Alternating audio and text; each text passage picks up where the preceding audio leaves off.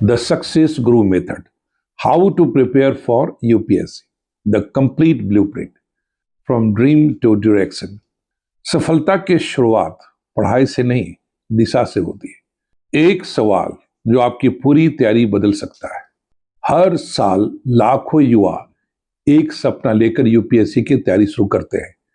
किसी का सपना होता है आईएएस, किसी का आईपीएस, किसी का आईएफएस, किसी के लिए यह सपना उसके पिता ने देखा था, किसी के लिए उसकी मां ने। कोई अपने गांव की तस्वीर बदलना चाहता है, कोई अपने परिवार की और कोई अपने जीवन की। एक बहुत साधारण सवाल जिसका उत्तर अधिकांश एस्पिरेंट्स अपनी प्रिपरेशन शुरू करने से पहले कभी खोजते ही नहीं। आखिर यूपीएससी में सफल होने के लिए वास्तव में चाहिए क्या?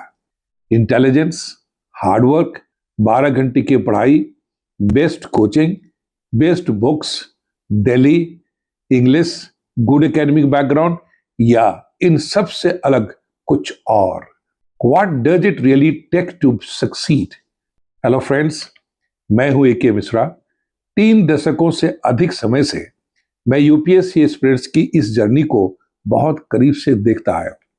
मैंने ऐसे स्टूडेंट्स देखे हैं जिनके एकेडमिक रिकॉर्ड एक्स्ट्राऑर्डिनरी थे और वे सफल नहीं हुए, और मैंने ऐसे स्टूडेंट्स भी देखे हैं जिनके पास ना कोई एक्स्ट्राऑर्डिनरी एकेडमिक बैकग्राउंड था, ना बहुत अच्छे रिसोर्स थे, ना कोई विशेष सुविधा, लेकिन उन्होंने यूपीएससी में असाधारण सफलता प्राप्त की। मैंने बहुत इंटेलिजेंट स्टूडेंट्स को टूटते देखा है और बहुत ऑर्डिनरी दिखाई देने वाले स्टूडेंट्स को एक्स्ट्रा ऑर्डिनरी बनते देखा है, और वर्षों तक इन दोनों के बीच के अंतर को देखते समझते हुए मेरे भीतर एक प्रश्न लगातार चलता रहा। आखिर वह कौन सी चीज है जो एक एस्पिरेंट्स को दूसरे से अलग कर देती है? धीरे धीरे मुझे समझ आया, डिफरेंस केवल नॉलेज का नहीं है, डिफरेंस केवल इंटेलिजेंस का नहीं है, डिफरेंस केवल हार्ड वर्क का भी नहीं है। डिफरेंस है पूरी प्रिपरेशन को देखने और जीने के तरीके का। और उसी अंडरस्टैंडिंग को, उसी अनुभव को, उसी फिलॉसफी को मैंने एक नाम दिया, the success Guru method. Right strategy, right mindset, right action, right results. लेकिन शुरुआत में ही एक बात बिल्कुल मैं स्पष्ट कर दूं, द सक्सेस गुरु मेथड कोई शॉर्टकट नहीं है। मैं आपको यह नहीं बताने वाला कि 3 महीने में यूपीएससी कैसे निकालें। मैं आपको यह भी नहीं कहूंगा कि बस ये 5 बुक्स पढ़ लीजिए और आईएएस बन जाइए, और मैं आपको यह फॉल्स कॉन्फिडेंस भी नहीं दूंगा कि अगर आप बहुत स्ट्रांगली बिलीव करते हैं तो सक्सेस गारंटीड है। नहीं, बिल्कुल नहीं। Please keep clarity in your mind. UPSC एक कठिन एग्जामिनेशन है, कंपटीशन सीरियस है, अनसर्टेनिटी वास्तविक है, और सक्सेस के लिए सस्टेन हार्डवर्क चाहिए। लेकिन hard work without direction can become wasted effort. यही हमारी आज की बातचीत का स्टार्टिंग पॉइंट है। मेरे युवा मित्रों, अगर कोई व्यक्ति बहुत तेज दौड़ रहा है लेकिन गलत दिशा में, तो उसकी स्पीड उसकी स्ट्रेंथ नहीं रह जाती, उसकी स्पीड ही उसकी समस्या बन जाती है। यूपीएससी में भी यही होता है।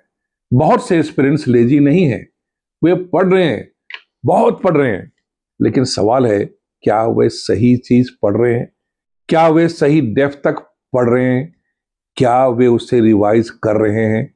क्या वे उस एग्जामिनेशन में रिप्रोड्यूस कर सकते हैं? और सबसे महत्वपूर्ण, क्या उनकी पूरी प्रिपरेशन किसी कोहेरेंट स्ट्रेटेजी का हिस्सा है? यहीं से हमारी पहले बड़ी अंडरस्टैंडिंग निकलती है। Success begins not with speed, success begins with direction. मान लीजिए एक युवा है, रोहित। कहानी काल्पनिक है, लेकिन कहानी आपको हजारों एक्सपीरियंस की वास्तविक जिंदगी में दिखाई दे जाएगी। रोहित ग्रेजुएशन कंप्लीट करता है, घर में घोषणा करता है, मैं आईएएस की तैयारी करूंगा। परिवार खुश, पिता कुछ सेविंग निकालते हैं, माँ जाते समय कहती है, बेटा मेहनत करना। रोहित दिल्ली आता है, उसके भीतर ट्रिमेंडस एनर्जी है। पहले सप्ताह वह 10 यूट्यूब वीडियोस देखता है, हाउ टू क्रैक यूपीएससी।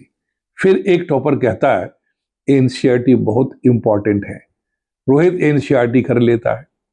दूसरा कहता है स्टैंडर्ड बुक्स पर जल्दी शिफ्ट करो, वह स्टैंडर्ड बुक्स खरीदता है।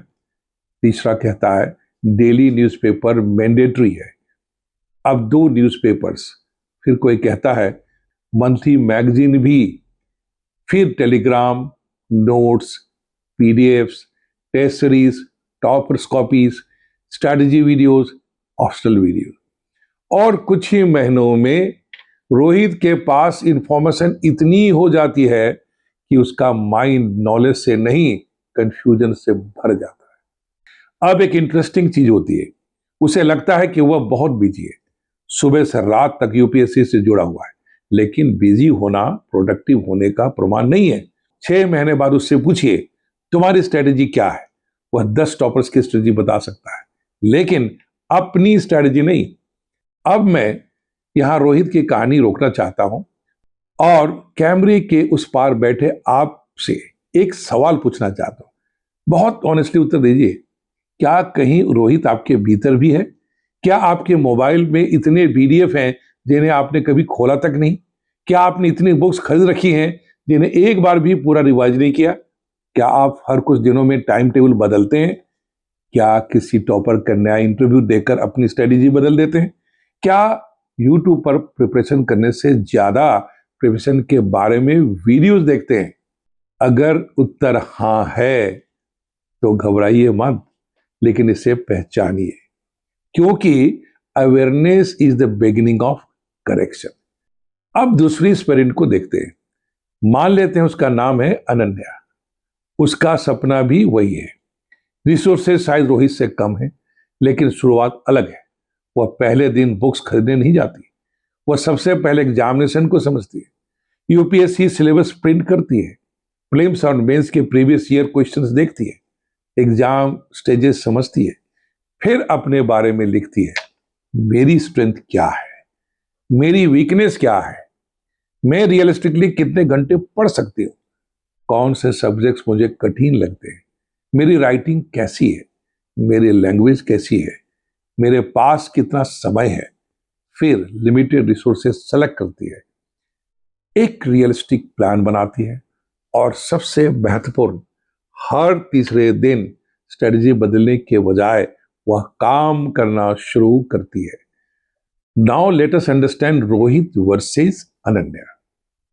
Rohit more resources, Ananya limited resources. Rohit more strategies, Ananya one clear strategy. Rohit more consumption, Ananya more execution. Rohit constant comparison, Ananya self assessment. Rohit more busy, Ananya productive. Rohit information, Ananya direction. ध्यान दीजिए, मैं ये नहीं कह रहा कि अनन्या निश्चित रूप से सिलेक्ट हो जाएगी। यूपीएससी में ऐसी गारंटी कोई रिस्पॉन्सिबल मेंटर नहीं दे सकता। मैं केवल इतना कह रहा हूं, उसने अपनी प्रोबेबिलिटी ऑफ सक्सेस बेहतर कर दी है। क्यों? क्योंकि उसने प्रिपरेशन को रैंडम एक्टिविटी नहीं रहने दिया, उसने उसे सिस्टम में बदल दिया। और यही सक्सेस गुरु मेथड का पहला फंडामेंटल प्रिंसिपल है। Don't just study hard, build a system that makes your hard work count. UPSC preparation की पहली परिभाषा। अब मैं चाहता हूं कि हम यूपीएससी प्रिपरेशन की डेफिनेशन ही बदल दें। यूपीएससी प्रिपरेशन का अर्थ केवल हिस्ट्री पढ़ना नहीं, पॉलिटी पढ़ना नहीं, करंट अफेयर्स याद करना नहीं, नोट्स बनाना नहीं, मॉक टेस्ट देना भी नहीं। ये सब उसके कंपोनेंट्स हैं, लेकिन प्रिपरेशन का डीपर मीनिंग है अपनी नॉलेज, स्किल्स, माइंडसेट और बिहेवियर को उस लेवल तक विकसित करना जहां आप एग्जामिनेशन की डिमांड्स को कंसिस्टेंटली मीट कर सके। यानी यूपीएससी की प्रिपरेशन बाहर भी हो रही है और भीतर भी। बाहर आप बुक्स पढ़ रहे हैं, अंदर आप डिसिप्लिन बना रहे हैं। बाहर आप करंट अफेयर्स पढ़ रहे हैं, अंदर आप जजमेंट डेवलप कर रहे हैं। बाहर आप आंसर लिख रहे हैं, अंदर आप क्लैरिटी ऑफ थॉट विकसित कर रहे हैं। बाहर आप इंटरव्यू की तैयारी कर रहे हैं, अंदर आप अपनी पर्सनालिटी को मैच्योर कर रहे हैं। इसलिए मैं कहता हूं, UPSC is not merely syllabus to be completed, it is a personality to be developed. एक बड़ा भ्रम, नॉलेज हो गया तो सक्सेस मिल जाएगा, नहीं, यहां एक बहुत बड़ा भ्रम तोड़ना जरूरी है। हमारी ट्रेडिशनल एजुकेशन ने हमें सिखाया है, अधिक जानते हो तो अधिक मार्क्स आएंगे, लेकिन यूपीएससी में इक्वेशन इतनी सिंपल नहीं है। आपको नॉलेज चाहिए, बिल्कुल चाहिए, लेकिन नॉलेज होने और नॉलेज को यूज करने में बहुत अंतर है। एक एस्पिरेंट कॉन्स्टिट्यूशन के सारे आर्टिकल्स याद कर सकता है, लेकिन अगर उससे पूछा जाए किसी कंटेम्प्रेरी कॉन्स्टिट्यूशनल कॉन्फ्लिक्ट पर बैलेंस एनालिसिस कीजिए, तो केवल आर्टिकल्स प्राप्त नहीं होंगे। आपको चाहिए context, analysis, balance, expression, judgement. यानी knowledge must become usable intelligence, और यही आगे चलकर हमें मेरे दूसरे फ्रेमवर्क तक ले जाएगा, नॉलेज, स्किल, विजडम। लेकिन उसकी विस्तार से चर्चा हम इस एपिसोड के अगले हिस्से में करेंगे। अभी केवल इतना याद रखिए, इंफॉर्मेशन आपको नॉलेजेबल बना सकती है, ट्रांसफॉर्मेशन आपको ऑफिसर वर्दी बनाती है। तो फिर वह सिस्टम क्या है? वर्षों के अनुभव को यदि मुझे 4 सरल शब्दों में समेटना हो तो मैं कहूंगा, पहला, राइट स्ट्रेटजी। आप कहाँ जा रहे हैं, कैसे जाएंगे, क्या पढ़ेंगे, क्या नहीं पढ़ेंगे, कब पढ़ेंगे, कितनी डेप्थ तक पढ़ेंगे, ये जानना और समझना। दूसरा, राइट माइंडसेट। फेलियर आएगा तो क्या करेंगे, कंपैरिजन से कैसे बचेंगे, मोटिवेशन गिर जाएगी तो डिसिप्लिन कैसे बनाएंगे, अनसर्टेनिटी को कैसे हैंडल करेंगे। तीसरा, राइट एक्शन। प्लान नोटबुक में रहेगा या डेली बिहेवियर बनेगा, क्या रिवीजन होगी, क्या रिकॉल होगा, क्या टेस्ट होंगे, क्या आंसर लिखे जाएंगे, क्या करेक्शन होगा। और तब आता है चौथा, राइट रिजल्ट्स। लेकिन ध्यान दीजिए, हम रिजल्ट को चेंज नहीं करेंगे, हम उन कॉजेज को बिल्ड करेंगे जिनसे रिजल्ट पैदा होता है। यह डिस्टिंक्शन बहुत इंपॉर्टेंट है। Don't obsess over the result, become sincere with the process that produces the result. और अब मैं आपसे कुछ व्यक्तिगत कहना चाहता हूं। हो सकता है आप किसी छोटे शहर से हो सकता है आपका कॉलेज बहुत प्रसिद्ध ना हो सकता है आपकी इंग्लिश बहुत अच्छी ना हो सकता है आपके पास एक्सपेंसिव कोचिंग के रिसोर्सेज ना हो सकता है फैमिली में कभी कोई आईएएस, आईपीएस या सिविल सर्वेंट ना रहा हो, और शायद आपके आसपास कुछ लोग आपको देखकर सोचते हो ये यूपीएससी करेगा। तो मेरी बात ध्यान से सुनिए, आपका बैकग्राउंड आपका स्टार्टिंग पॉइंट है, लेकिन वह आपकी डेस्टिनी नहीं है। मैंने अपनी मेंटरिंग जर्नी में बार बार देखा है, ऑर्डिनरी सर्कमस्टांसेस से आए हुए यंग मैन एंड वीमेन, जब उन्हें सही डायरेक्शन मिली, जब उन्होंने अपने माइंड को ट्रेन किया, जब उन्होंने कंसिस्टेंट एक्शन लिया, तो उन्होंने एक्स्ट्राऑर्डिनरी ट्रांसफॉर्मेशन दिखाया। In contrast, even with the affluent and best academic background, candidates could not clear even prelims due to overconfidence and for lack of right direction. लेकिन मैं आपको फॉल्स मोटिवेशन नहीं दूंगा। सिर्फ सपना प्राप्त नहीं है, सिर्फ कॉन्फिडेंस प्राप्त नहीं है, सिर्फ मेहनत भी प्राप्त नहीं है। अगर मेहनत गलत दिशा में हो तो आपको चाहिए ड्रीम, फिर डायरेक्शन, फिर डिसिप्लिन, फिर डेली एक्शन और फिर पेशेंस। यही ड्रीम को पॉसिबिलिटी में बदलता है। तो आज हमारी जर्नी के पहले पड़ाव पर मैं चाहता हूं कि आप 4 बातें अपने साथ लेकर जाएं। पहली, यूपीएससी की तैयारी बुक्स खरीदने से शुरू नहीं होती, क्लैरिटी से शुरू होती है। दूसरी, बहुत पढ़ना और सही पढ़ना एक ही बात नहीं है। तीसरी, किसी टॉपर की स्ट्रेटजी इंस्पिरेशन हो सकती है, लेकिन आपकी स्ट्रेटजी आपकी सर्कमस्टांसेस के अनुसार बननी चाहिए। और चौथी, यूपीएससी में सक्सेस को डायरेक्टली कंट्रोल नहीं किया जा सकता, लेकिन स्ट्रैटेजी को कंट्रोल किया जा सकता है। माइंड सेट को ट्रेन किया जा सकता है, एक्शन को डिसिप्लिन किया जा सकता है, और जब ये तीनों लगातार सही दिशा में चलते हैं, रिजल्ट की प्रोबेबिलिटी ड्रामेटिकली बदल जाती है। इसलिए यूपीएससी की अपनी यात्रा शुरू करने से पहले यह मत पूछिए मुझे कितने घंटे पढ़ना है।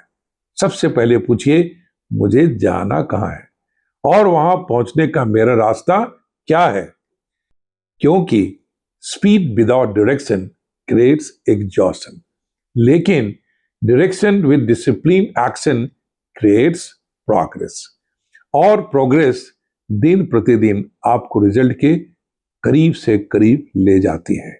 लेकिन अब अगला सवाल है, राइट स्ट्रेटजी बनती कैसे है? क्या सिलेबस से, क्या पीवाईक्यू से, क्या टॉपर स्ट्रेटजी से? कितनी बुक्स पढ़नी चाहिए? करंट अफेयर्स कैसे इंटीग्रेट करें? प्रीलिम्स और मेंस को अलग अलग प्रिपेयर करें या साथ? और सबसे महत्वपूर्ण, अपनी व्यक्तिगत स्ट्रेटजी कैसे बनाई जाए? यही शुरू होगा right strategy from confusion to clarity, और वहां मैं आपको केवल फिलॉसफी नहीं, एक प्रैक्टिकल फ्रेमवर्क दूंगा जिससे आप अपनी प्रिपरेशन का ब्लूप्रिंट स्वयं बना सकें। With this all, see you in the part 2 of episode 1. Thank you.